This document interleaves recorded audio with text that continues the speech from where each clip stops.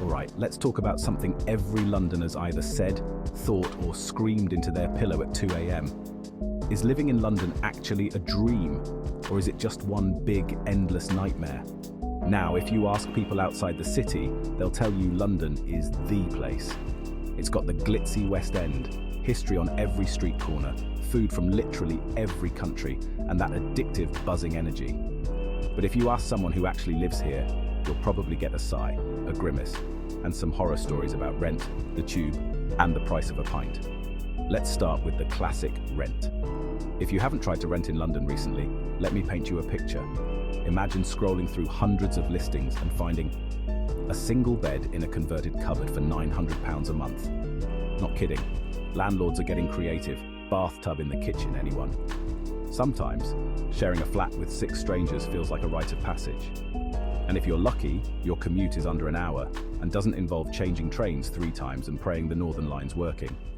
Speaking of commutes, let's talk about transport. The tube is iconic, but it can also be brutal. Rush hour means you'll be pressed up to someone's armpit, headphones on full blast to block out the chaos.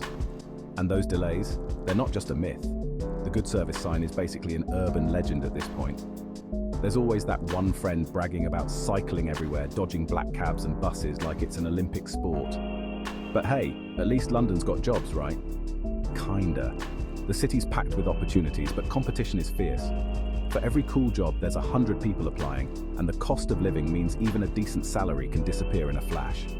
Groceries, bills, council tax, it all adds up. And don't even get me started on the price of going out. A night out with friends, that's your weekly budget, gone in a couple of drinks and a late-night kebab. Now I know what you're thinking. Why do people stay? Here's the thing. London's tough, but it's also kind of magical. You meet people from everywhere, hear languages you've never heard before, and find corners of the city that feel like your own secret world.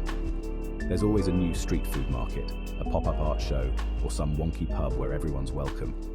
Despite the crazy rents and cramped commutes, there's something about London that makes you want to stick it out. Maybe it's the parks in summer, or the way the city lights up at Christmas. Maybe deep down, we all just like complaining together. It's the classic London bonding experience.